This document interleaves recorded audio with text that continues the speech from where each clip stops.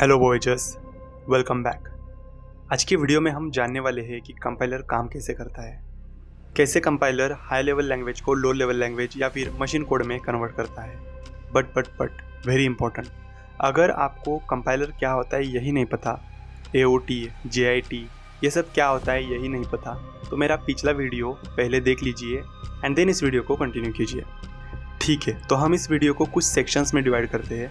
हर एक सेक्शन एक एक स्टेप होगा जहां कंपाइलर अपने कोड को मशीन लैंग्वेज में कन्वर्ट करेगा। सबसे पहला स्टेप जो है वो है लेक्सिकल एनालिसिस। इस फेज में कंपाइलर अपने कोड को छोटे छोटे फ्रैगमेंट्स में स्प्लिट या डिवाइड कर देता है, जिनको हम लेक्सिम्स भी बोलते हैं, और उसके बाद सीक्वेंस ऑफ टोकन्स क्रिएट करता है जो कि एक्चुअल फाइनल प्रोडक्ट होता है लेक्सिकल एनालिसिस का। तो लेक्सिम और टोकन में क्या डिफरेंस है?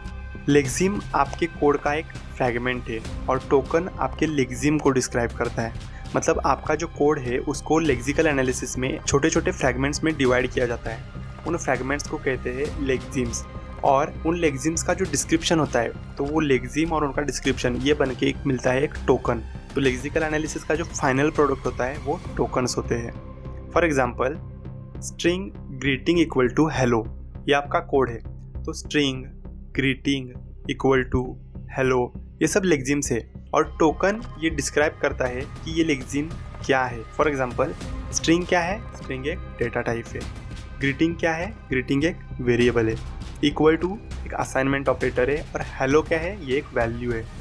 और यहाँ तक कि ये टोकन लेक्सिम्स का सोर्स कोड लोकेशन डेटा भी स्टोर कर लेता है। तो कंपाइलर सबसे पहले आपके कोड को लेक्सिम्स में स्प्लिट करके एक टोकन्स का सीक्वेंस बना देता है।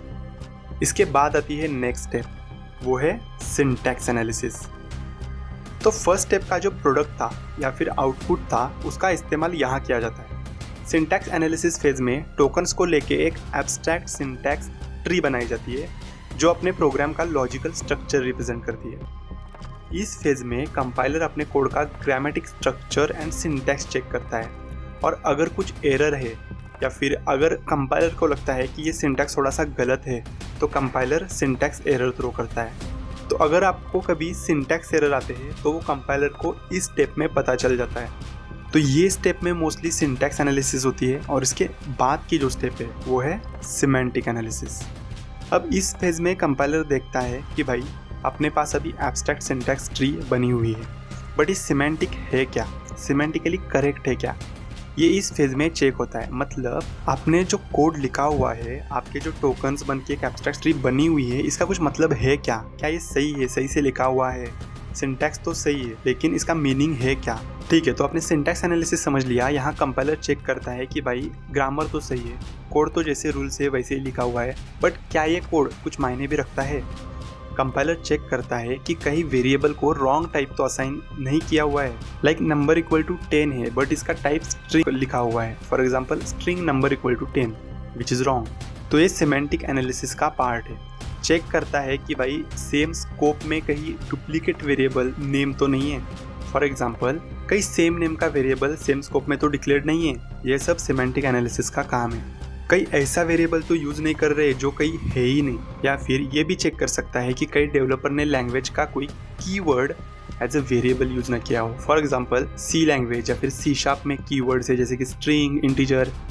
अगर डेवलपर ने इंटीजर करके एक वेरिएबल डिफाइन किया तो वो तो गलत है। तो ये आपको सिमेंटिक एनालिसिस में पता चलता है। ये सब कुछ करके फिर कंपाइलर एक एनोटेड AST बनाता है जो एट्रीब्यूट्स की वैल्यूज़ को भी डिस्क्राइब करता है। अब इसके बाद जो फेज़ आता है वो है इंटरमीडिएट कोड जनरेशन। ये फेज़ बहुत ही क्रूशियल है। क्यों? क्योंकि ये अगर नहीं होता तो हर यूनिक मशीन के लिए अलग फुल्ली फ्लेज्ड कंपाइलर बनाना पड़ता। इसलिए कंपाइलर क्या करता है कि हमारे कोड को मशीन कोड में कन्वर्ट करने से पहले वो एक इंटरमीडिएट कोड में कन्वर्ट कर देता है। अब ये इंटरमीडिएट कोड मशीन इंडिपेंडेंट होता है, तो अब ये किसी भी मशीन पे इजीली मशीन कोड में कन्वर्ट हो जाता है।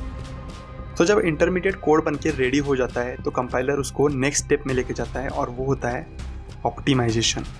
इस फेज में कंपाइलर आपके कोड को अपने हिसाब से ऑप्टिमाइज करता है, जैसे कि फंक्शन कॉल्स को फंक्शन बॉडी के साथ रिप्लेस करना, ऐसे कोड को निकाल देना जो कभी एग्जीक्यूट होने ही नहीं वाला है, कोई ऐसा रिजल्ट जो यूज ही नहीं होता, या फिर सिमिलर इंस्ट्रक्शंस को कंबाइन करना। बट ये करते वक्त कंपाइलर को बहुत ही इंपॉर्टेंट 3 रूल्स को फॉलो करना ही होता है। पहला तो जो रिजल्टिंग कोड होगा वो प्रोग्राम का एक्चुअल मीनिंग नहीं चेंज करना चाहिए। मतलब जो भी ऑप्टिमाइजेशन कंपाइलर अप्लाई कर रहा है उसके बाद जो ओरिजिनल कोड था और जो ऑप्टिमाइज कोड है उन दोनों का जो मेन पर्पस या फिर मेन लॉजिक है वो चेंज नहीं होना चाहिए। सेकेंड रूल ये है कि ऑप्टिमाइजेशन में फोकस करना चाहिए कि कम से कम रिसोर्सेज कैसे यूज़ हो और सॉफ्टवेयर की ऑपरेटिंग स्पीड कैसे इम्प्रूव हो, लेकिन फिर भी ये करते वक्त भी उसको फर्स्ट प्रिंसिपल फॉलो करना चाहिए कि जो ओरिजिनल लॉजिक, ओरिजिनल मकसद है कोड का वो चेंज नहीं होना चाहिए। थर्ड रूल ये है कि ऑप्टिमाइजेशन की वजह से कंपाइलेशन टाइम पे कोई इफेक्ट नहीं होना चाहिए। ऐसा नहीं होना चाहिए कि ऑप्टिमाइज तो कर दिया, कोड अच्छा तो हो गया लेकिन कंपाइलेशन टाइम बहुत बढ़ गया है, तो ये भी नहीं होना चाहिए। तो ऑप्टिमाइजेशन फेज़ में कंपाइलर को ये सब चीज़ें ध्यान में रखनी होती है। तो ये सब हो जाने के बाद नेक्स्ट स्टेप जो आती है वो है code generation. Finally after all the above steps the intermediate code is converted to machine code dedicated to the target machine. तो इस तरह से कंपाइलर हाई लेवल लैंग्वेज को मशीन कोड में कन्वर्ट कर देता है। तो क्विक रिवाइज करते हैं। कंपाइलर आपके कोड को स्मॉल फ्रैगमेंट्स में कन्वर्ट कर देता है जिनको हम लेक्सिम्स बोलते हैं, और फिर इन लेक्सिम्स को लेके एक सीक्वेंस ऑफ टोकन्स बनता है जहां एक टोकन एक लेक्सिम को डिस्क्राइब करता है। इसके बाद ये टोकन्स को लेके सिंटैक्स एनालिसिस से एक AST बना देता है और चेक करता है कि कई रूल्स के अगेंस्ट तो कुछ लिखा नहीं गया है। उसके बाद ये एब्स्ट्रैक्ट सिंटैक्स ट्री लेके सिमेंटिक एनालिसिस चेक करता है कि जो लिखा हुआ है उसका कोई मतलब बनता भी है या नहीं। लाइक एक वेरिएबल जो इंट वैल्यू स्टोर करता है उसको स्ट्रिंग लिखा हुआ तो नहीं है। ये सब होने के बाद इंटरमीडिएट कोड जनरेट होता है जो किसी भी मशीन पे मशीन कोड में इजीली कन्वर्ट हो सके और ना कि अलग अलग कंपाइलर्स पे डिपेंडेंट रहे। देन इस कोड को ऑप्टिमाइज किया जाता है एंड देन इस कोड को मशीन कोड में कन्वर्ट किया जाता है। फिर से एक बार रिवाइज करते हैं। फर्स्ट स्टेप है लेक्सिकल एनालिसिस जिसमें आपके कोड को छोटे छोटे फ्रैगमेंट्स में डिवाइड किया जाता है। उसके बाद आता है सिंटैक्स एनालिसिस। अब ये जो लेक्सिम्स का एक टोकन्स का सीक्वेंस है इसको लेके इसके सिंटैक्स से ये क्या चेक करते हैं, मतलब ये जो लिखा हुआ है इसका सिंटैक्स चेक किया जाता है कि ये सही सिंटैक्स में लिखा है क्या। अब जब सही सिंटैक्स भी है तो नेक्स्ट ये चेक करते हैं सिमेंटिक एनालिसिस में कि इसका मीनिंग सही है क्या।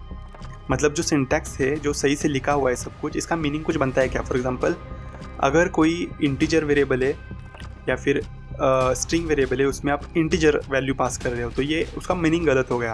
पहले सिंटैक्स आपका सही हो कि data type variable name equal to value, ये सही हो, लेकिन उसका मीनिंग सही है क्या, ये सब चेक होता है सिमेंटिक एनालिसिस में।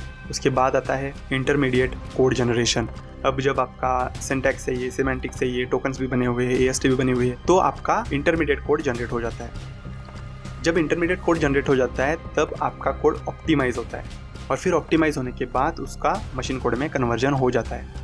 आई होप अब आपको कंपाइलर्स इंटरनली वर्क कैसे करते हैं इसके बारे में समझ में आ गया होगा। अगर कुछ डाउट्स है तो कमेंट में ऐड कर देना, we will discuss it there together.